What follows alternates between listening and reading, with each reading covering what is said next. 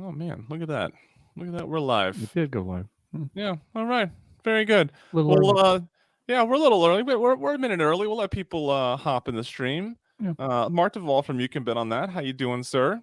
Very good. Tim, how are you? Good. Good. Yeah, we got one person in the comments asking what exactly is Better Life 4.0. Well, I don't know. I'm still discovering. I'm still looking for it. That's part of that's sort of what we're doing right here. Is Yeah.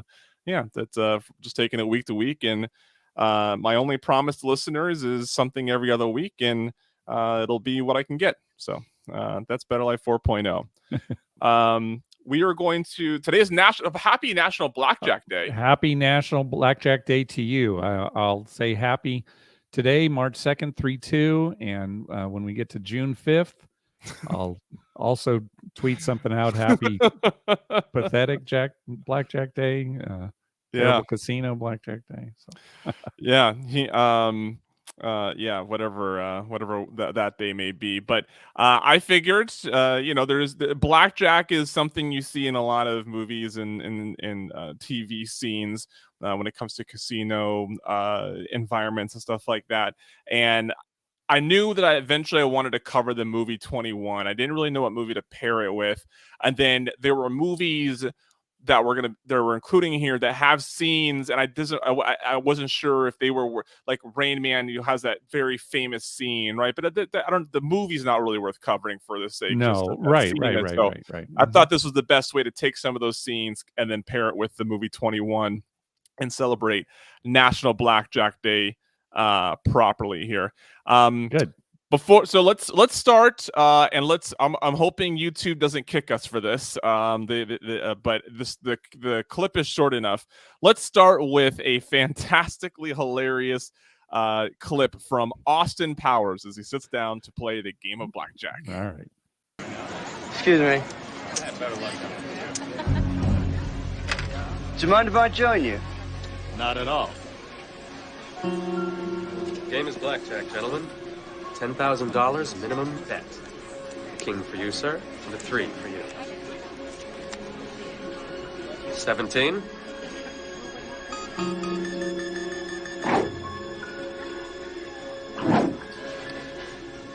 Hit me. You have 17, sir. I like to live dangerously. 4. 21.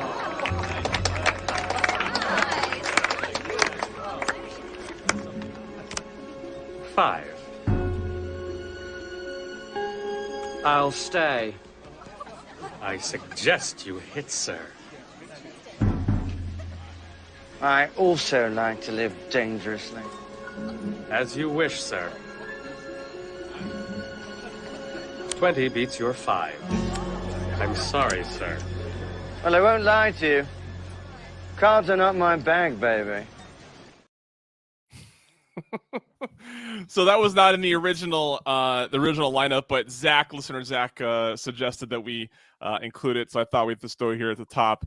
I don't actually have any real notes other than I think when it comes to living dangerously, I think hitting the 17 has to technically be a more dangerous move than staying on the 5, right?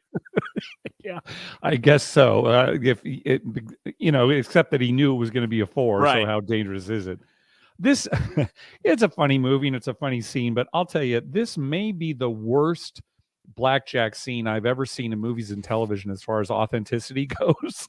And you're not watching Austin Powers to see a realistic blackjack game, but still there's so many bad things about this. It's a $10,000 minimum table just in the middle of the casino. I love how he announces it too. $10,000 minimum, sir. Right. And so does Austin Powers have $10,000 worth of chips in him? Is he buying in? When they're making the bets, they're clearly $100 chips. Maybe they've put 2,000 out there for the bets, something like that. Then when they deal, the dealer gives one card to each player. Who knows if he gives any cards to himself at that point? Then gives number 2, Robert Wagner plays number 2, gives number 2 his second card, and then waits for a decision. Yeah. He doesn't move on to Austin Powers, right? So then the 4 comes off the desk. Then he gives Austin Powers the second card, right? To make a decision. I mean, nobody even cared to try to get it right in this. That's fine. I love that he was like, "My 20 beats your 5, sir." that Takes that announcement. away, and yeah, who knows? And that dealer, yes, that is Larry Thomas. A lot of people will recognize him as the Soup Nazi from Yes. Seinfeld. I'm sure he's best known for that.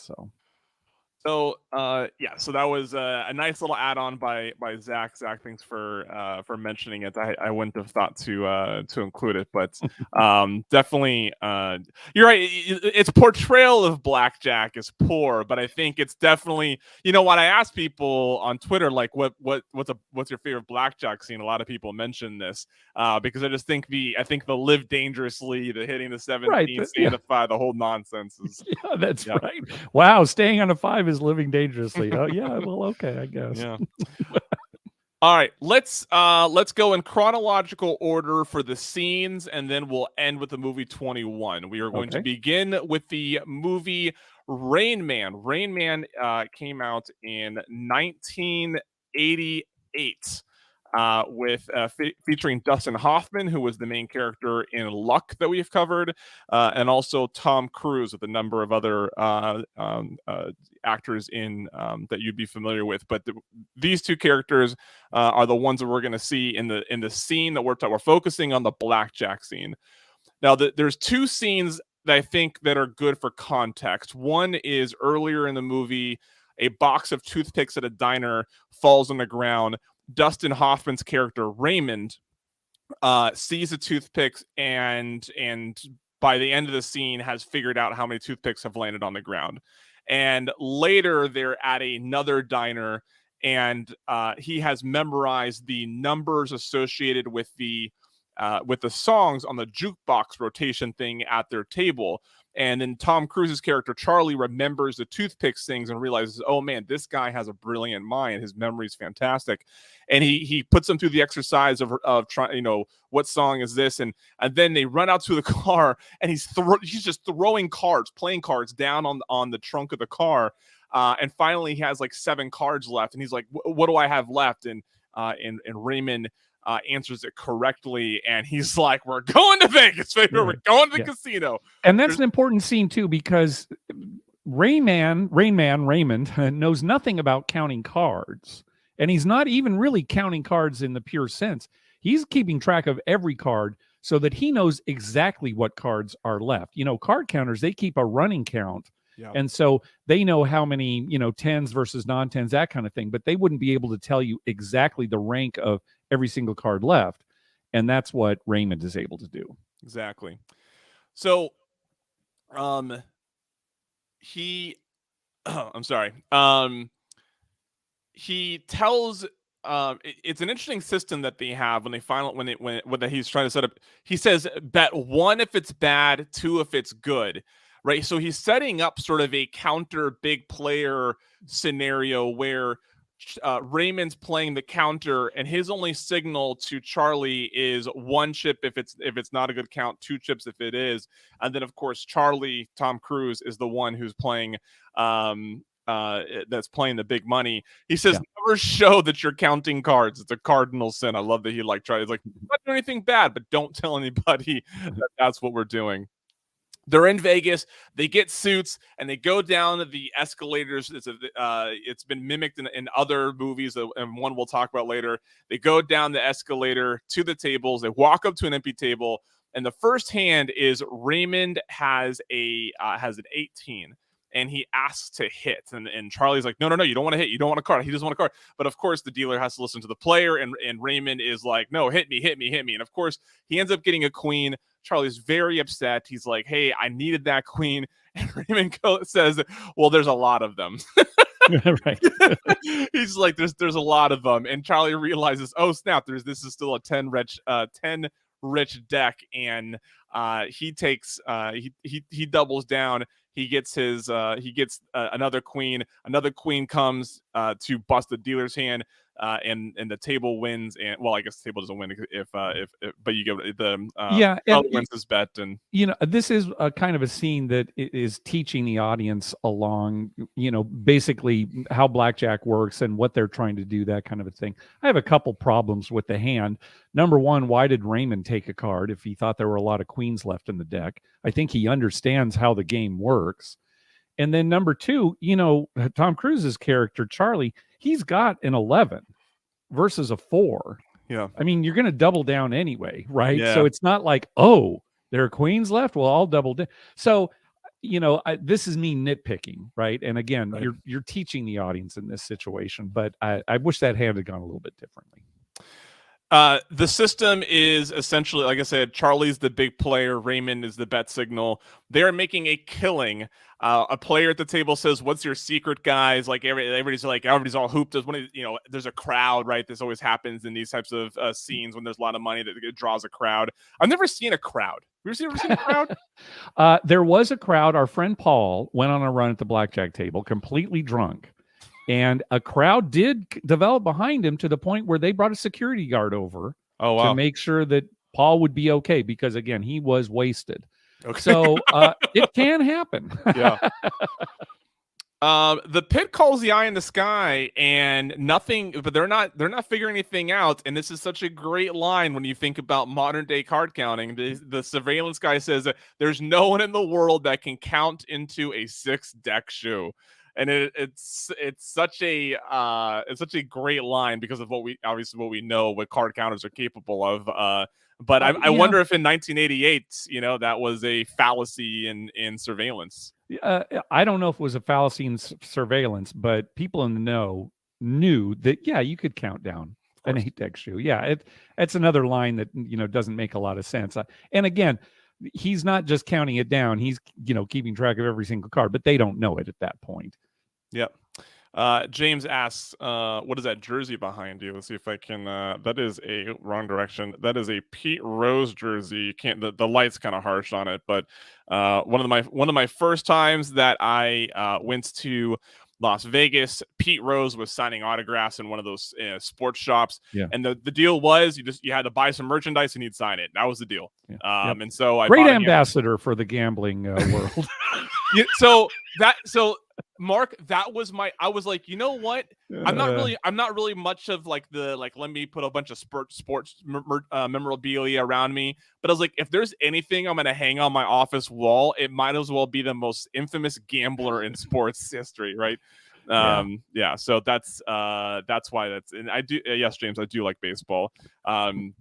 And I thought having a Pete Rose jersey was very fitting for this was long before the Better Life, but I thought it was very fitting. Very good. So they're in the bar lounge. Oh, they walk up to a Wheel of Fortune game, right? We know it as Big Six right now.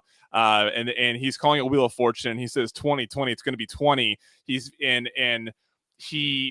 Tom Cruise, Charlie, he quickly puts $3,000 down and doesn't land on 20.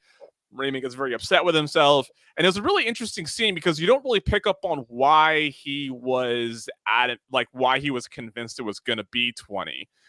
They kind of moved past. I was waiting for there to be some sort of understanding on why he was, because it's, as far as we know, that's not how his brain works, right? Like we know he does memorization. I guess maybe he could have, he was calculating spin rate or whatever. But I didn't really quite pick up on why he was so convinced that it was 20. Yeah, how does that move the story along? I guess you kind of alluded to it. It's like, okay, his brain doesn't work that way.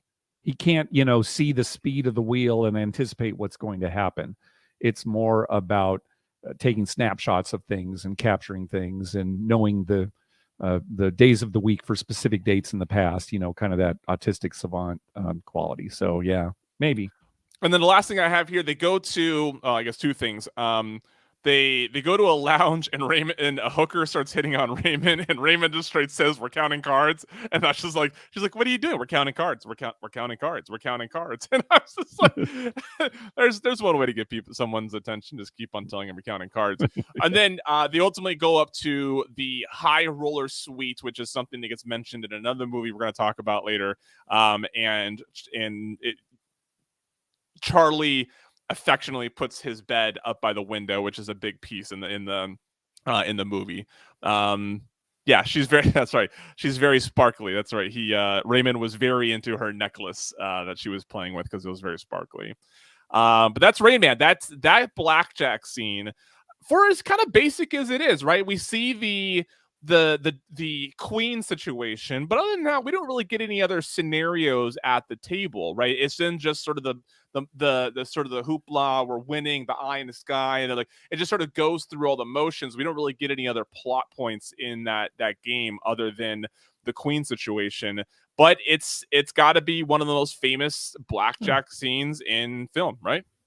Absolutely. And there's nothing, I think, technically wrong with the scenes. Again, whenever you do see a scene like when people are counting cards, they're winning like crazy. When in reality, counting cards, and even if you were keeping track like Rain Man was, and you know how many, the exact cards that are left, it's still a grind. Maybe you'll go on a run like that, maybe not. But again, that's the movies. The only other thing is this is kind of strange. They basically kick them out of the casino. And for some reason, they approach Charlie when they're about to go into a bar. They don't like go to his room or contact him. It's just sort of, there they are at the bar. Let's, he gets called back to security and they ask him to leave. I don't know. Again, when you're making a movie, you want to make it interesting, and maybe it's not going to be quite realistic. So. Yeah, Wade pointing out he does have that interaction, and that's what sort of Mark's talking about there, that he was being accused of an illegal act. I did forget that in my notes. Yeah, but, and it's interesting because it's Charlie, Tom Cruise's character, who, are you accusing me of an illegal act? So none of the security, none of the personnel at the casino call it an illegal act. So at least that's correct. Right. At least that's true. Yeah. Okay. Anything else on Rain Man? The only other thing I'd say is that the pit bosses seemed very real. They didn't seem like actors. They seemed like pit bosses, maybe just reading lines. So that was a bit of verisimilitude too that I liked. I like the pit bosses. Yeah. Okay. We are moving to the 1996 film Swing. Oh, by the way, I watched this. I watched Rain Man on HBO Max. So if anybody wants, yes, as did I. Yes, that's where I watched it. Swingers, which I ended up watching on Paramount Plus, I believe. As did I. Yep. Came out in 1996. It features Vince Vaughn, John. Is it Favreau? I think John Favreau. Yeah.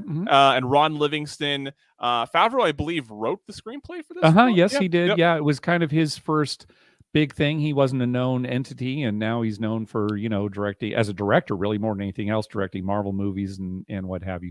But this was him and Vince Vaughn and kind of Ron Livingston to a certain extent, kind of a first exposure to America pop culture. But and I think a very funny film. And Swingers. Of course, it's not about swingers like going out and swapping wives or something like that. It had to do with the swing dance movement that kind of had a resurgence in the 90s. Big band era. Exactly. Of the 90s. Yeah. Yep. Because there's a lot of there's at least two Big Bad Voodoo Daddy tracks in this. By the way, I saw Big Bad Voodoo Daddy live one time here in Alexandria, Virginia. Fantastic concert. I'll bet. Oh, fantastic. That's great. Yeah. So there's a theme to the show, to the movies that I both thought was there when I selected them, and then discovered was in fact there through it. So we watched Rain Man. Here is right away a reference to Rain Man at the beginning of this. They're in the car going to Vegas. That is John Favreau and Vaughn. Mike and Trent are their characters' names. And Vince Vaughn says they're going to give Daddy the Rain Man suite. Right away, we have a pop culture reference to one of the most famous blackjack scenes in film. And then, of course, anybody who listens to Vegas podcasts is familiar with the "we'll be up 500 by midnight" line on their way to Vegas. I know it has nothing to do with the blackjack scene, that's where but it's too rooted in our community to not bring that up.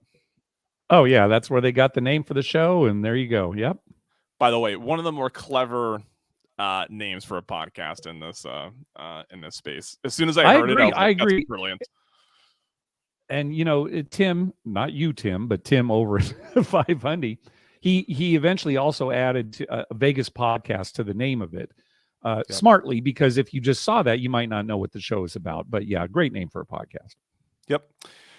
So they walk up to they walk in, they're suited up because they think that if they look like high rollers and act like high rollers, they'll be treated like high rollers.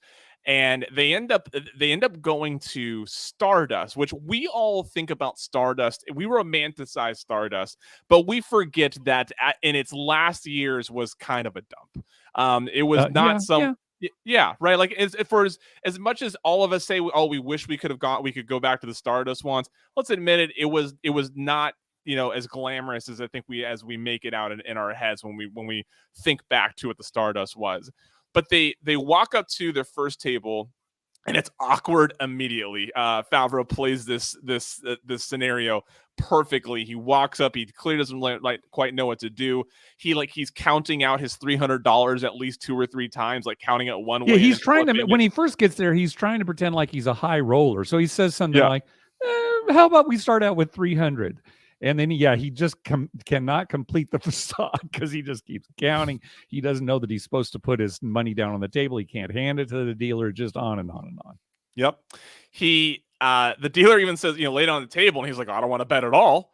And he's like, well, sir, I can't you can't just take your money. It's changed 300. It's 3 black chips. And they were kind of hoping for something smaller, and they're pointed to a very crowded table of unique characters. And they're not interested, so they decide to sit down and play. They order at this $100 minimum table, right? Yeah. Yes, exactly. So they're playing at a $100 minimum table. They have 3 black chips to play with. They order drinks, and in Jon Favreau's character, I always forget Mike. He's trying to order scotch, and he says, Glenn, any Glenn. That's how he orders the scotch, any Glenn. He's dealt an 11, and Vince Vaughn's character, immediately is like, you got to double down.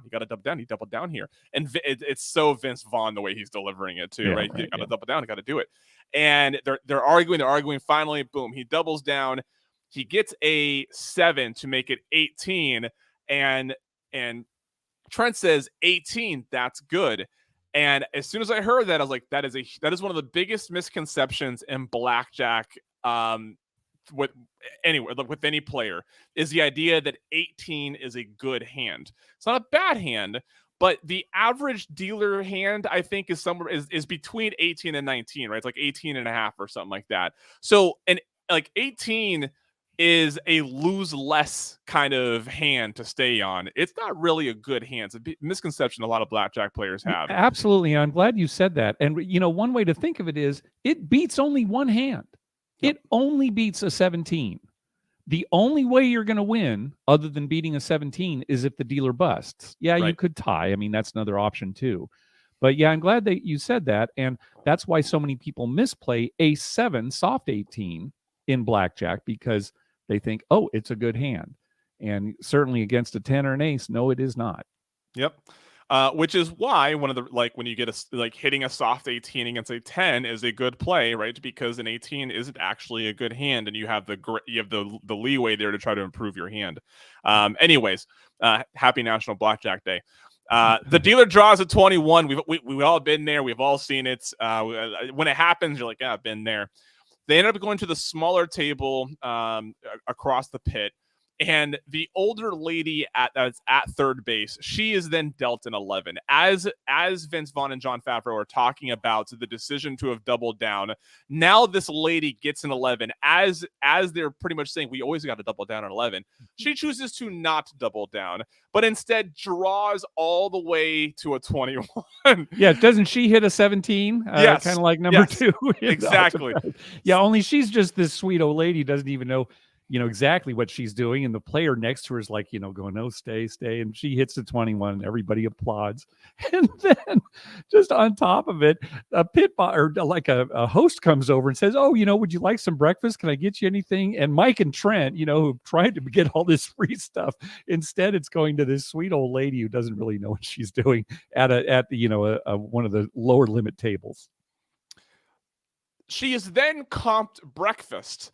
So here they are hoping to have gotten anything for free. They are down because of this $100 minimum table, and they watch this old lady kind of go against their own principles on this double down, and then also get comped to breakfast. Yep. I just want to point out Jon Favreau has an obnoxiously short tie in this scene. His tie is like just barely below his sternum. It's really short. And I imagine that was on purpose to maybe, I don't know, to show maybe how little he dressed up or whatever. But the next, there's still casino scenes here, but we are done with the blackjack scene. Do you have anything else to comment on this scene? Just a couple of things. Even though they're clearly filming in Stardust, I think based on some of the dialogue, it's supposed to be Caesar's Palace, because there's a line early on where it's like, oh, Caesar's isn't what it used to be, or something like that. And it's clearly not Caesar's Palace. But go back and listen to it. I rewound a couple of times and even looked at a transcript of it where they mentioned Caesar's. But anyway. So you're right. I do remember them mentioning Caesar's, but I could have sworn you see it as a Stardust as they're pulling up. I don't know that you see any signage. Okay. There is a clip right beforehand where they're turning onto the strip and Caesar's is there. Yeah. But then when they pull into the porte cochere, it's obviously not Caesar's. But anyway, it's kind of it's a little nitpicky point. It's not that important, but I thought it was interesting. A couple more things. I love on the drive, they get very excited. Vegas, baby, Vegas. And then, I don't know if this director or Favreau put this in, but there's a short segment after that where it's just them driving and it's kind of dull. And I love that, because anybody who's driven to Vegas from Southern California knows you can get pretty excited. But then there's just a long stretches of nothing, driving through the desert where it's like there's nothing to talk about anymore. You can't get excited. So I'm glad they put that there. And then finally, and this is, all the films are guilty of this, when you see them driving in Vegas, usually down the strip, and it's sort of sometimes it's a montage, but sometimes it's supposed to be, oh, here goes the drive. The geography's not quite right. They drive past Riviera and then suddenly they're down by, Mandalay Bay, et cetera, et cetera. But anyway, every film's guilty of that. So in 2012, I drove my motorcycle from Sacramento, California to Washington, D.C. And I did so by way of staying at, I knew people across the entire states. And so I sort of did a zigzag, to just go to where I had somewhere to stay. And one of the places that I stayed was in Las Vegas. And so it was and if you think that part of the trip is boring in a car, wait till you do it in 95-degree heat on a motorcycle. I could not have been, dude. I must have been doing 105 when I saw Vegas in the off in the distance. I was like, okay, I need to get there. Now that I see it, it's just get me there. See it. The only other thing I'll say that in the comments here, Anthony said that, fun fact, the older couple at the blackjack table in this movie are his parents. I assume that's Jon Favreau's parents. So, I didn't know that. That's great. Yeah, that's cool. Anything else on Swingers here? Nope. I think that's all I got. Okay, very good. Let's move on to... I'll just say this. One last thing. It's easily my favorite blackjack scene of any of them that we're talking about here, including all the scenes in 21. Because it's just so funny. I love it. Just the counting of it, and they don't know what they're doing, and the old lady getting the comp. It's my favorite of all of them. Okay, it's I love the way he plays that awkwardness when he walks up, for sure. Okay, now let's talk about The Hangover, which came out in 2009, I believe. 2009. Bradley Cooper, Zach Galifianakis, Ed Helms, Todd Phillips directed it. It is Ken Jeong's in it. Huge blockbuster comedy, and it's easily one of my favorite shows or favorite movies that has the setting of Las Vegas. It is hilarious. We're not gonna, 2 and 3 notwithstanding, we're not gonna blame them for horrible sequels. Right. The original was fantastic. Yes, I agree. They also are doing that drive to Las Vegas, and this isn't a blackjack. This doesn't have anything to do with the blackjack, but I had to bring it up because it's one of my favorite lines in a Vegas or casino themed movie. the dad of the bride, when she can't get a hold of him, says, well, he's probably on a heater, and you never walk away from the table when you're on a heater. That is so great that you mentioned that, because I didn't watch the whole movie, for our discussion here, but I did see that scene, and yeah, I thought that was great too. Yeah, so great. He is, and what I love about it is the idea, because he presumably paid for this wedding, and so I love that he is kind of okay with this, that like he can excuse the wedding kind of being botched if it meant that he was on a heater in Vegas. I like to think that that's the kind of dad I'll be. Yeah, that's great. So on their drive to Vegas, Zach's character, I need to start putting down Alan, of course. Yeah. Alan is reading the world's greatest blackjack book. He's reading on the way to Vegas, and anybody who listens to I think is what, Vegas Confessions, is that the podcast that that used to have it's not illegal, it's frowned upon, like masturbating on an airplane. That that is Vegas Confessions. Yep. So the Doug says, I don't think you should really be gambling, and he's like, well, it's not really gambling when you know you're going to win. Counting cards is a foolproof system. At Helms quickly is like, well, it's also illegal. It's not illegal. It's frowned upon, like masturbating on an airplane, masturbating on an airplane. And it made me nostalgic for back in the days of Shane and Eric and Julian, Vegas Confessions. Yeah. Yep. But they get to Vegas. Well, my next thread here, they said Doug says we have to be super smart to count cards, and Alan says, well, no, Rain Man did it, and he's a retard. I don't agree with the vocabulary there, but another Rain Man reference in a Vegas or casino themed movie or scene. Yes. So fast forward, they need money, and they got 10 grand to do it with. And Alan finds his blackjack book, and he's like, guys, let's do this. So they begin descending down an escalator, which is another callback to, I believe it was a callback. Oh, absolutely. To the that's an iconic scene from Rain Man, and right. They're parodying it. Yep. So Alan is counting. What I love is Alan is counting cards while standing behind the table, which is kind of a pro move, right? Like you're giving yourself away, obviously. Like when I say it's a pro move, it showed that he clearly knew like what he was trying to do, right? That he couldn't just sit down and immediately start winning, right? They had to show him entering the table at a good time for this whole like let's make money at counting cards to make sense. He sits down. What I love though is he's mouthing the count while it's happening.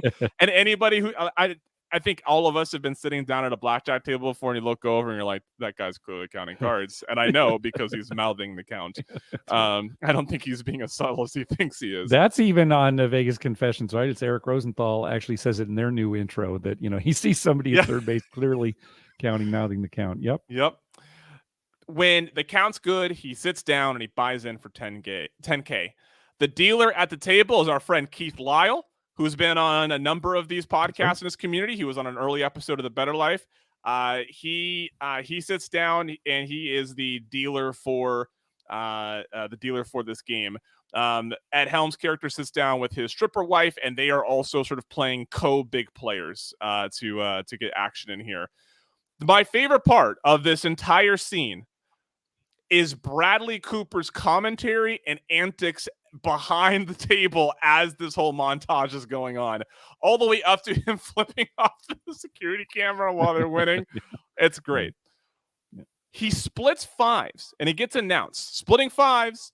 And what I love is this is a big basic strategy no, but it's an interesting choice from the writers here, because I think had they gone with splitting tens, I think an average player wouldn't have realized that is a quote unquote pro move, right? Like I think splitting tens is something you see enough novice players doing that I don't know if it would have been as obvious of like, oh, they're doing something that is in his, like in what he's learned about counting cards and playing blackjack. Anyways, maybe I'm giving him too much credit. Maybe. I mean, I'll go along with what you're saying only because nothing else makes sense. You never split fives. I don't care what the count is. Splitting fives is something you never do. It's a 10. If anything, you're going to double down in many situations. Right. So I guess your explanation is as good as any, because it doesn't make sense any other way. Not, I'm not saying it's a pro move. I'm saying using it as a way of showing like, oh, he's playing differently. Right. Again, which to is, teach the audience. Yeah. Right. Mhm. Which is why the pit boss is getting interested in what he's doing. Right.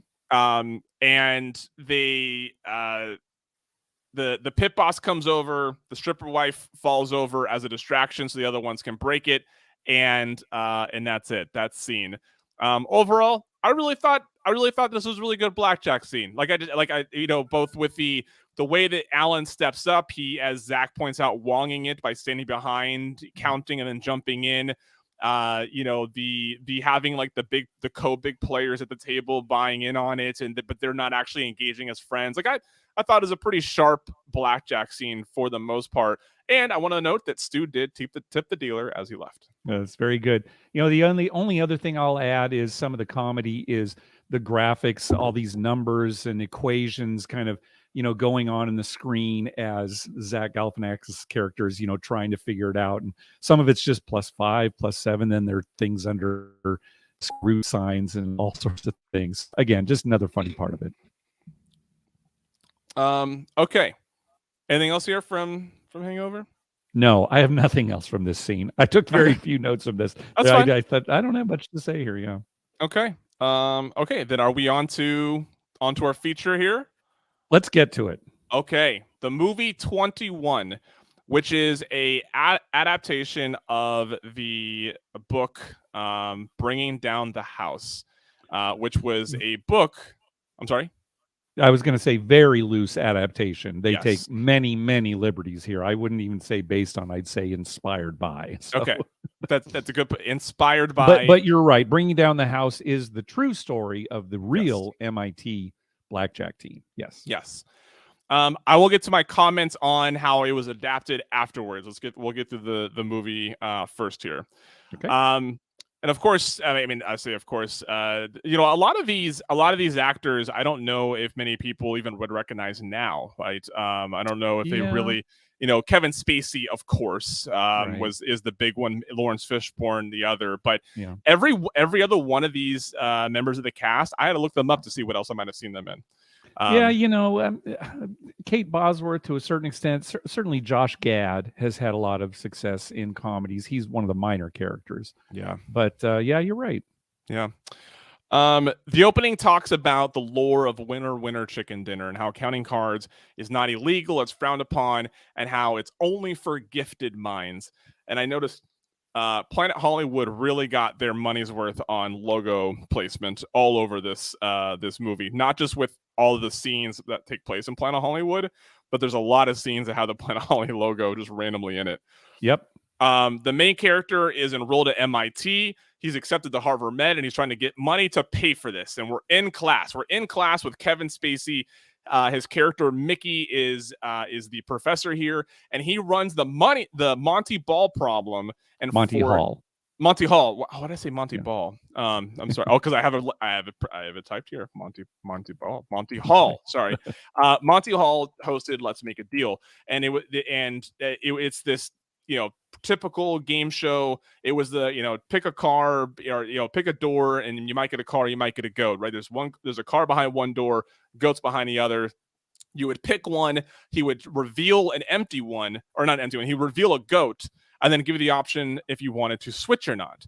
And this became a very popular problem or to solve, because once someone figured out that the probability, it now made it better for you to always want to change after giving the option, it essentially broke the game, and they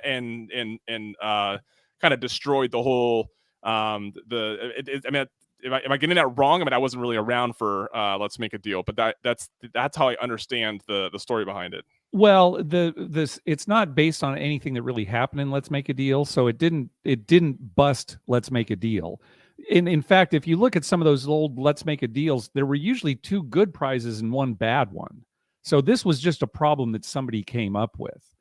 I will say, it's been very controversial over the years because even mathematicians have argued over it.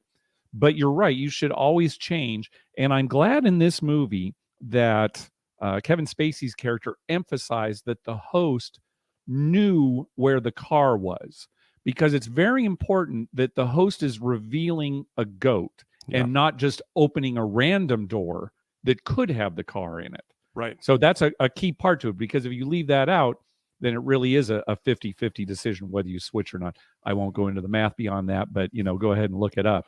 I will say that recently they have used the Monty Hall program on a couple episodes of Survivor, and sort of ironically, the players have always stuck with their original decision, and in each case that was the right decision. They've won, so they actually beat the odds. And in one case, one of the other players even knew, it's the Monty Hall problem. He should switch, but he didn't and kept it. So anyway, I'm glad you mentioned that, because the Monty Hall problem, I got into arguments with friends, over the years, and at one point even had to write a computer program to show, look, here's what happens, and to show that it's that big of a difference. So anyway, moving on. I had a college professor bring up this in class, and the only reason I knew it was because I'd seen the movie 21. And okay, there you go. Yeah, James, you're pointing out that that the movie was at Hard Rock. Yes, it is. They are at Hard Rock for a good portion of it, but they are in Planet Hollywood just as much as they are in Hard Rock. Oh yeah, definitely. In fact, that is where Lawrence Fishburne's character works. He even keeps talking about how, hey, Planet Hollywood's our last client. So yeah, right. So Ben, the main character, impresses Mickey with his understanding of the Monty Hall problem, and so Spacey has him Mickey has him recruited by another student from the MIT Blackjack team, and they bring him into a classroom. I can't say with 100% certainty, Mark, because I was relying on what I could find on Google and through other people at MIT. But when I visited MIT years ago, I was up in Boston for the MIT Sloan Sports Analytics Conference. My friend was attending MIT at the time, and I was like, look, I only want to do, there's one thing I want to do here. I want to see the MIT Blackjack room. So he did as much research as he could, and he was like, I'm pretty confident that this is it. I don't know with 100% certainty, but I'm pretty sure I've seen it, and the gambler in me was very satisfied by that. So they're in this room, and Mickey gives him a brief introduction to the game of blackjack and a hasty pitch on joining the team. Notice there's a Planet Hollywood hat on the table. I didn't notice that. Yeah. Okay, all right.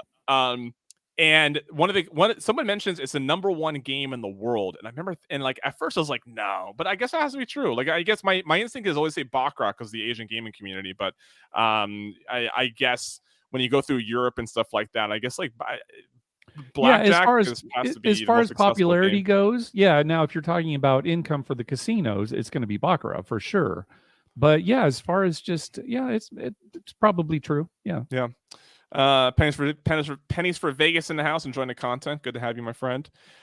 So the girl visits him at his job to recruit him. She's saying that she grew up on it and that it doesn't involve as much strategy as people think. And she says the best thing about Vegas is you can become anyone you want. Do you think that almost 15 years later, do you think that allure of Vegas still exists? The idea that you can become anyone you want.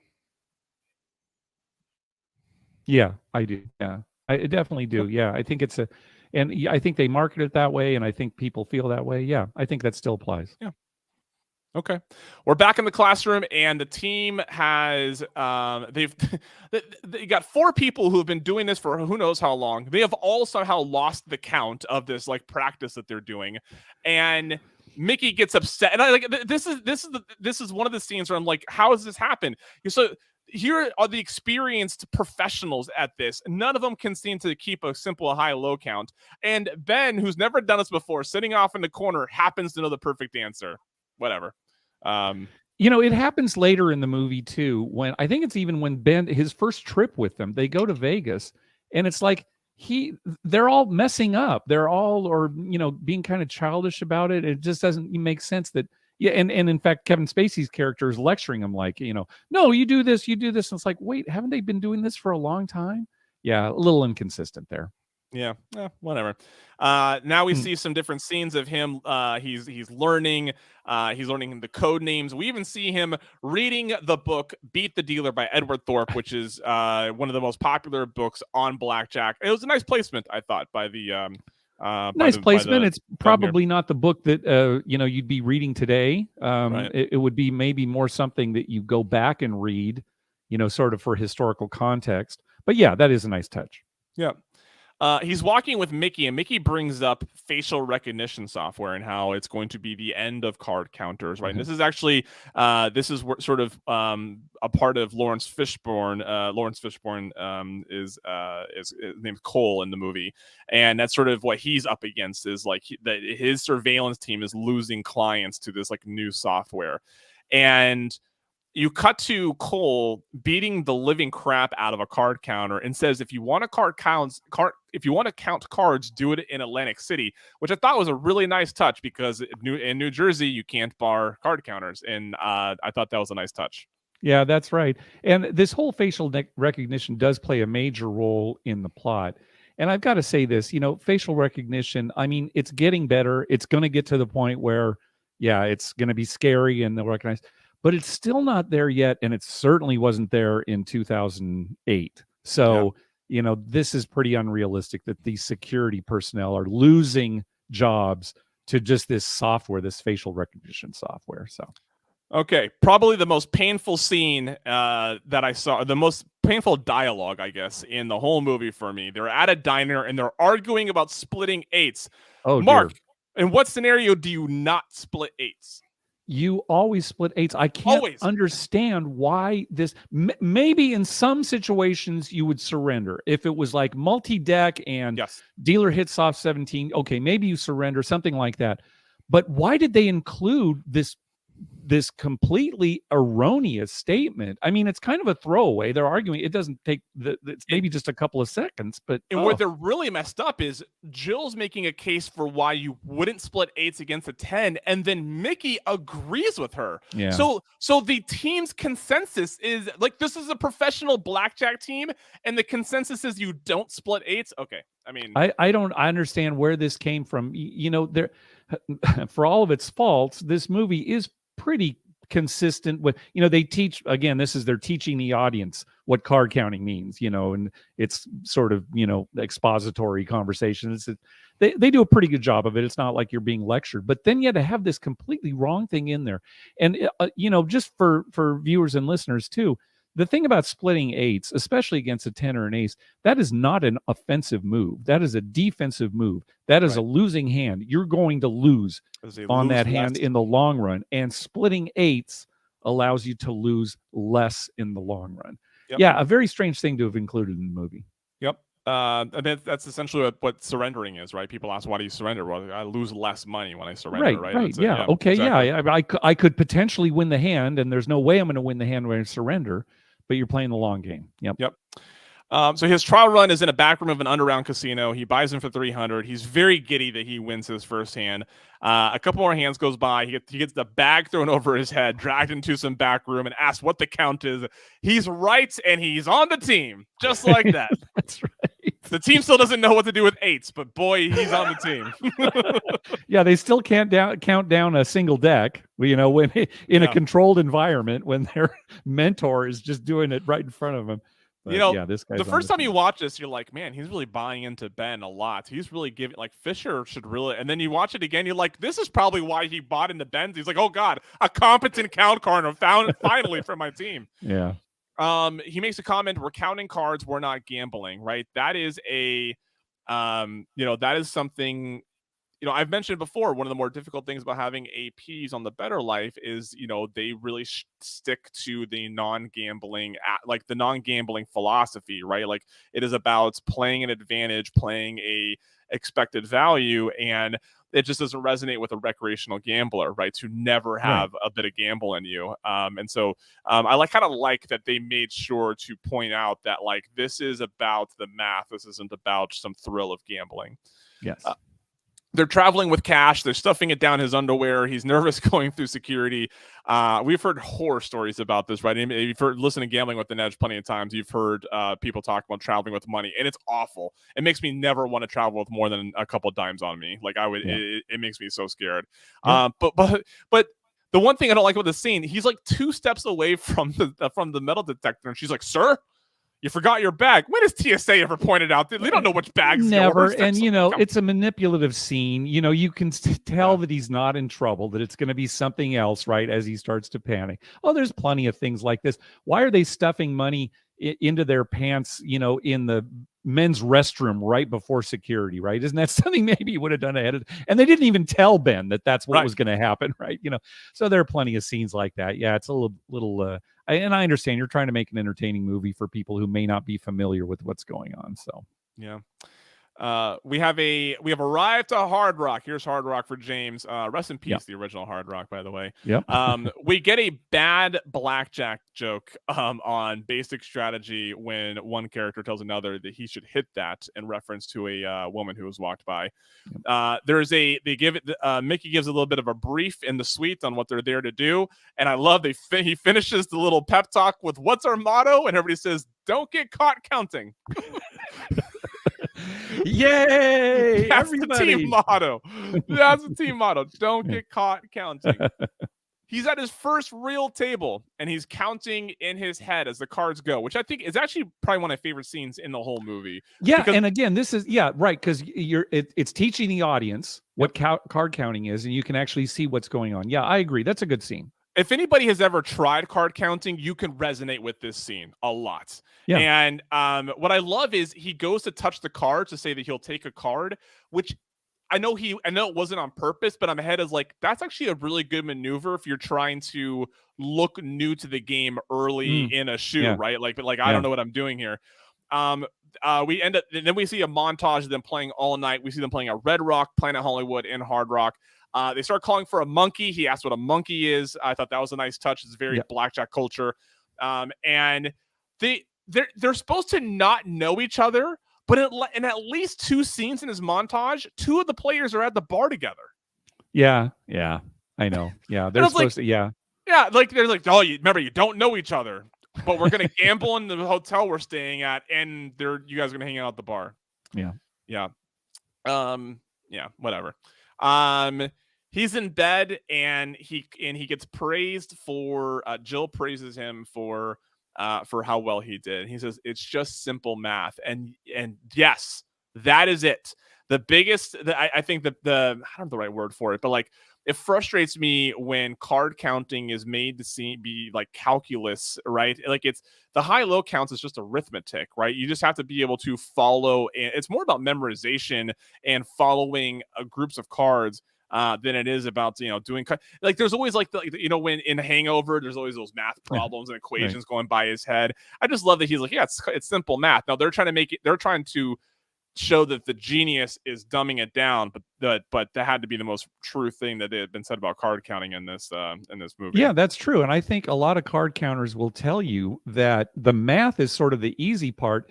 It's not getting caught. It's not getting backed off. Yes. That's the real, game. Just like in sports betting, where it's like, once you figure out how to get your edge, the hard part is not winning bets, it's getting money down, right? That's right. Yeah. We're back in the casino. By the way, the whole crossed arm thing, that's not as subtle as they think it is. No, yeah, that was not good. I didn't like that either. I'd be really curious to know if the decision was to do that because it was really obvious to the audience and not because they thought it was practical. It could be. I don't know enough about the real MIT story to know if that's what they did or not. Just for people who haven't seen it, basically, when the counters wanted to bring one of their big players over to the table, they would signal them by just putting their hands, behind their back. Yeah, I agree. Well, it does make it pretty easy because we as the viewers certainly can figure it out, and Cole is able to figure it out. So plot device. Jill, they're on the tee, presumably in I think it's called the tee, right? It's in Boston. Jill tells a horror story about her dad losing to a dealer drawing to 21. They tried really hard to make it sound like some like war story, but like, how many hands of blackjack players play? Like, if your dad's livelihood was hinged on this one hand, he probably was over betting the hand. There's a long montage going back and forth between Boston and Vegas, and it includes shots of Cole watching Ben and his team, and they're in the surveillance room, and one guy is astonished to find out that Cole knows how to count cards. As anybody has listened, if you listen to a lot of podcasts about advantage play and other surveillance, they say like a lot of casino staff and surveillance are supposed to know how to count cards to be able to follow. He makes a comment: for the first time in my life, the world made itself easy for me. And this dug me a little bit because I hate this idea that it's all you need to do is apply counting cards and you just make money, right? Like, yeah. but it's a show. It's Hollywood. Yeah. He's trying to save up for Harvard Med, and he's shopping at Louis Vuitton. Like, I get that I understand the whole Vegas high roller living up the life. Have we totally forgotten about Harvard Med? Louis Vuitton's not cheap. They have, again, it's the movie and the movie makers showing us the glamorous side, right? That's all it is. That's all it is. Yep. For the first time, here we go. And okay, at the minute mark of 1 hour, 10 minutes, and roughly 35 seconds, we see a Asian gentleman standing at the blackjack table. He is the dealer. That, in fact, is Jeff Ma, who Bringing Down the House is based upon. Ben's character is sort of supposed to be the lead of the blackjack team, who, if you read Bringing Down the House, is supposedly Jeff Ma's character. If you've ever listened to Bet the Process, Jeff Ma co-hosts that with Rufus Peabody, but Jeff Ma was a part of the MIT blackjack team that destroyed Vegas. Oh, that's great. In fact, yes, and he got, in his role, I imagine he was some sort of consultant or whatever it was on the movie itself, but he gets that role where he's the blackjack player or the blackjack dealer for that scene. Yep. In fact, I have heard Jeff Ma and Gil Alexander in a conversation, and Jeff Ma making the joke, well, Gil, I did beat Vegas, and it has to be one of the more amusing things I've heard from a professional gambler. The other big player at my notes are really bad there. Here we go. And the final part of my thread here. Fisher sits down to play the other he wants to play the other big player at the table, and he says, look at this. This guy looks like Rain Man. And there it is. It is another reference to the most famous blackjack scene in film. Yeah, that's great. Yes. He's talking about Rain Man and how someone so retarded can win so much money. Again, I don't agree with the application of the words here, but that's what the scene that's going on. And then it ends up turning into a spilled drink, which turns into a fight, which turns into a gunshot, and just pandemonium. And just within seconds, Mark, we go from a spilled drink to someone firing a gun. Yeah. But the Fisher is then kicked off the team. Fisher being the gentleman who was the original BP. The casino will change out their chips like MGM did after a Tyson fight. This is Mickey talking to his team, right? There's been this hoopla. People if people remember, there was a Tyson fight at MGM. The lights go out, I think, and people grab chips, right? And what are they going to do? They have to switch out the chips, or else they're going to cash out hundreds of thousands of dollars. Yeah. I love this reference. This was actually a really smart Vegas reference to what has happened and what would happen in that scenario. And they're in the strip club figuring this out, and they have these strippers go cash out the chips. Now, this scene is referenced in Bringing Down the House. I don't know if this is true or not, but someone has told me that this is a bit of creative license from the writer of the book. Now, I guess the only thing even though I agree that's a great reference to the Tyson fight fiasco, I'm not sure why they're switching out the chips. That wasn't really clear to me because of everything they just won. I mean, there wasn't like a scandal with it, and it's within 24 hours. I don't know. Again, plot device. That's fine because it is good for then showing how they give the strippers, the chips to cash in. So I like that. Yep. We're in Jill's suite, and boy, can you believe that view of Caesar's Palace that she has all the way from Hard Rock? It's something, isn't it? Yeah. Now, this is kind of what James was talking about a little bit, right? Is that she says I've got a suite at Hard Rock, and then it's clearly a suite at Planet Hollywood. So yeah. I was like, she's like, yeah, Hard Rock gave me a suite, and then all of a sudden, like they're looking out the window, and there's Caesar's Palace. That's right something there. Else. Yeah. By the way, what's Ben doing stashing all of his cash in the ceiling? I get that Again, he's you a know, dumb it's kid, but yeah. with all of the mentorship that he's getting from Mickey, you think Mickey would at least give him a little bit of advice on how to not mismanage all this money. Again, it's to move the plot along the way they wanted it, because Yeah. ultimately Mickey steals it from him Yeah. because it's up in the ceiling. And yeah, I don't know. Is it lazy writing? I don't know. By the way, if anybody's thinking we're flying through this, is because I'm on a time crunch before the wife decides I never get to do this again. Yeah. So we're back at Red Rock.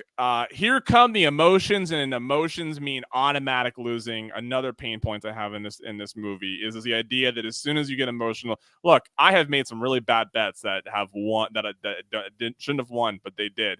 Because variance happens, but apparently variance does not occur in movies about card counting. Yeah, right. He keeps on pressing on. He keeps on losing. Dealer draws to a very dramatic 21. I mean, that last card comes over and the violins and strings hits. It's just very dramatic. Yeah, you know what I don't like about that scene? He's calling for a monkey, and I don't think we mentioned it. Monkey is a face card. You see, it's more, I think, actually more in Baccarat that you hear people kind of yelling for it. But Yeah. you do in Blackjack too when you want the dealer to bust. He starts calling for a monkey when the dealer has 10. Yeah. So this It's is too just, soon. you know, it's editing issue, Yeah. probably just sound editing. But you don't want a monkey when the dealer's showing 10. And then, you know, it makes sense after that. But, and yeah, you know, the whole emotions taking over in as far as the story goes, it's really because he's had a falling out with his friends back in Boston who don't know anything about that. And that's how they kind of set that up. And you know, I guess, again, moving the plot along. Mickey makes a comment, you weren't counting, you were gambling, or call back to what he said before. Right. And he leaves the team, and Ben tries to inspire the team to go play on their own. And he makes a comment, we're printing money. Oh boy.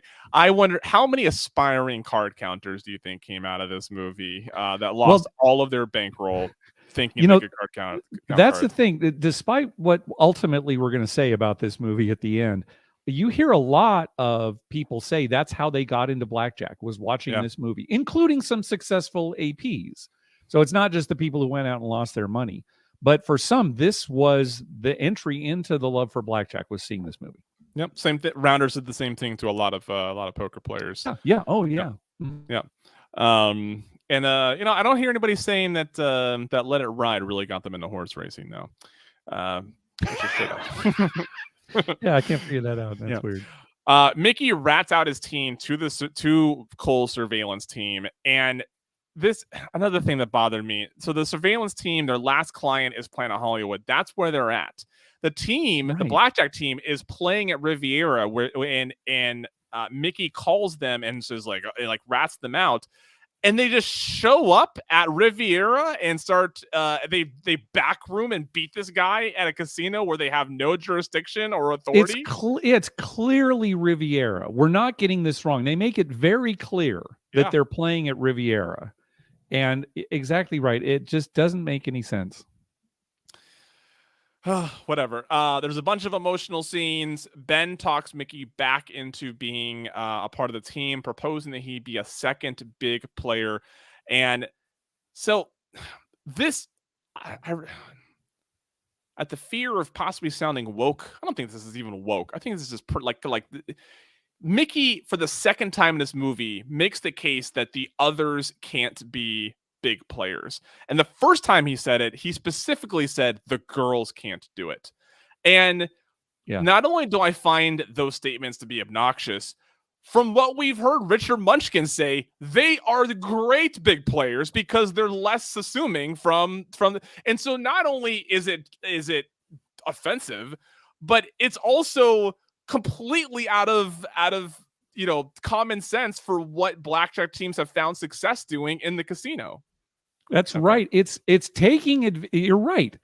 Good card counters can take advantage of racism.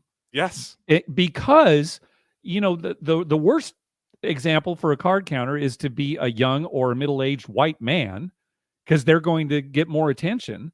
And it's true. If you're a woman of color in particular, you're not going to get as much attention. And so, so say what you want. You could be woke, but you're right. Realistically, it doesn't make sense either. Kiana should have been the big player the whole time. Yeah, there you go. Yeah. Mm-hmm. She should have been the big player the whole time. Yep. they're at the blackjack tables and they're going big. Mickey's disguise is amazing. It was really good. Yeah. I loved it. Yeah. They announced that they're splitting tens, which is very arrogant, right? Anyways, like, we're splitting tens, we're doing it again. Cole now catches him. He looks over and Ben looks over, sees the hand through the hair thing, which is a signal to get out. Then you pan over and you see Cole and his team coming through to get them, and they're quickly shoving chips into a bag and they're racing through the casino. But it's a trick. It's an old trick. Everybody has seen 21. There was a bag switch and there was a limo driver switch, and we end up finding out that it was a big plot for Ben worked with Cole to deliver Mickey, and then we find out that the chips that he ends up having to give to Cole at the end isn't actually him losing all his money, because he even recruited his MIT friends to get in on it, and they were making a bunch of money at the tables while all this was happening. Yeah. It was I'm not gonna lie, it was clever enough that I was entertained. Okay, entertained. That's fine. Entertained. Yeah. Whenever you are making a movie about real life events, you have to decide how much dramatization are you going to inject into it. And in this case, there was a lot, to the point where the story is in some ways almost unrecognizable. I think that the third act of this movie is just absolutely atrocious. It turns into this morality play, crime thriller, revenge plot. And I didn't take many notes. It's a long movie. The movie's too long for the story that's being told. Thank you. And that last really half hour, it's like, come on. And plus, people aren't being taken into back rooms and beaten up. Okay, maybe it happened when the mob was running things, but it just doesn't happen today. Certainly not like the way that it was portrayed in the movie, especially on Planet Hollywood. Yeah, right. Of all Planet Hollywood should be ashamed of themselves. Yeah, but no, this movie deteriorates so badly at the end. Now, okay, we're probably audience members who want to see more of the true story because we're really into gambling. I understand this movie wasn't written and made just for gamblers. It's for the general public, and you do have to, add some dramatization to it that maybe doesn't make sense or maybe didn't really happen but moves this story along. But I think this just goes downhill so poorly at the end that ultimately it's a thumbs down movie. Yeah. Look, I agree, too long. It took way too long to tell that story. Yeah. It is this movie is, if you take all the movies that we have covered, if you take all the movies that are commonly listed in gambling movies, this is towards the bottom of the list of movies that I would recommend other people to watch, even gamblers, right? Like I'd tell a gambler to go watch The House 5 times before watching 21. And that's fine. I agree with you here, and it's interesting, isn't it? Because The House, we talked about it, even though it's generally considered to be not a very good movie, the gambling in it is all accurate. We really couldn't find any problem with the gambling. Now, I guess that's kind of the case here too. I didn't see any glaring mistakes or errors or anything, but I agree. I agree. I did the same. 3 problems that I have with this. One, you mentioned it, people getting backroomed for cheating, right? And on a strip property for card counting, very over the top. I mean, it's okay. I'm sure that people's rights are still being violated in situations like this, no doubt, but they're not being pounded to a bloody pulp. Yeah, anymore. Where he's like changing his ring so he can get a better, more paint. Yeah, goodness gracious. That's right. It's all based on, look, and this is for the audience. I get that. I understand this, but it was all based on running counts, not true counts, right? Like there was no explanation of true counts, which I think if you're going to talk about the complexity of card counting, you need to involve true counts. I think that's I agree. Yeah, I mean, it's true there. I think Lawrence Fishburne's character does at some point say the words true count. He does. Right. So, I mean, it's brought up. How much do you want to educate the audience? How important is it to the story? It's probably not that important to the story. Another thing, too, once you've been card counting, you're not counting one card at a time. No, you're counting like pairs, threes, combinations so you can go faster. And even when you're training, yeah, they show them turning over one card at a time. Well, eventually you're turning over 2 cards at a time, 3 cards at a time. So again, that's not important for the audience, but it's the reality of card counting. 2 misconceptions that every blackjack scene that involves card counting seems to have, the movie 21 or others.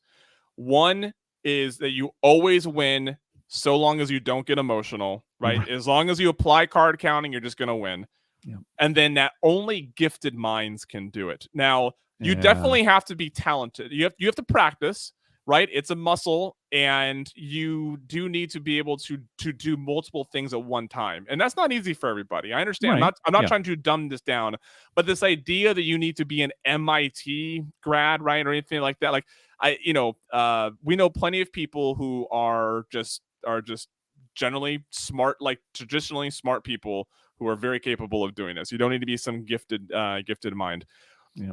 My last issue with this movie, and one of the reasons why I don't recommend it to people, is it is a whitewashed adaptation of the MIT. Like, it's inspired by this true story of the MIT Blackjack team, which is a phenomenal story. I mean, these guys beat Vegas. How, like, what else do you need? Like, that is the hook, right? Right. And yet the 2 Asian Americans that are on the team seem to be sort of support characters, although the rest of the cast is casted by white people. And I thought it was knowing, I don't know Jeff Ma, but knowing who he is, right? I was like very disappointed. I was like, I don't feel like he was represented well enough. I don't feel like this is a proper representation of someone who I think the gambling community really kind of admires in a lot of ways. And I was disappointed. I'd be curious to see how they would do it, how they'd cast it if they did it in 2023. Yeah, that's a good point. Yeah. Yeah. There's that comment from Bogan there. Put that up real quick, because this is interesting. I hadn't heard about this. A story of a person getting beaten at Luxor is recent as 2018.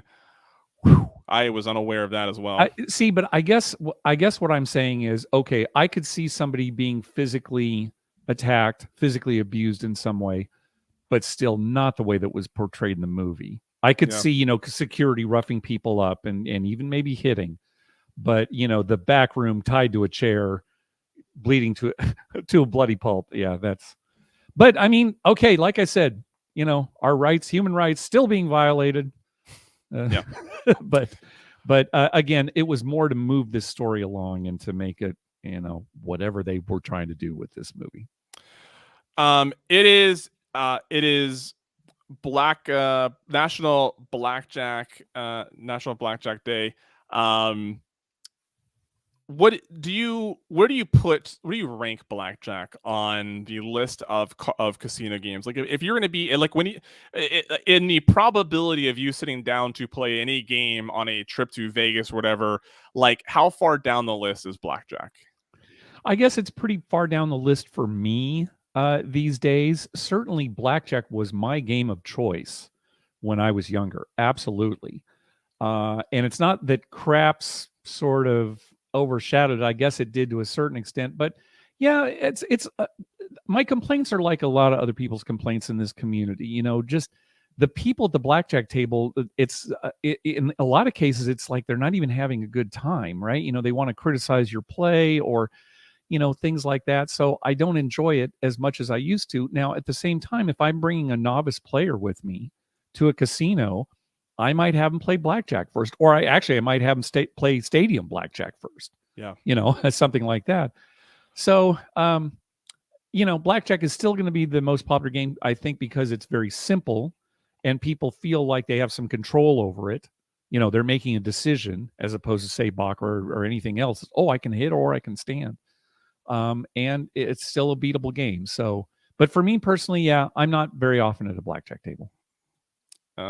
James says, y'all ever play Keno? Boy, do we ever. Yeah. Mark, and I mean, I know Mark plays just about every chance he gets when a casino offers it, but I remember being in the Keno lounge with Mark up at Fox. Yeah, it was Foxwoods. Yeah. Okay, Mark, I think we did it. Yeah. Look, this wasn't a comprehensive. Like I knew there's so many other blackjack scenes that we could pull from. What I loved though about this set is that each one of them referred to Rain Man. Yeah, isn't that And great? You know, yeah, it's become that famous scene. It really has. Yeah. yep. I don't know what we're doing for the next one. I haven't decided on that, but I assure you it'll be just as good as they've always been.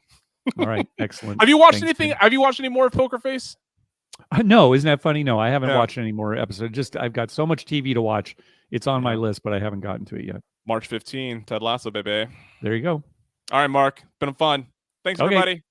See ya.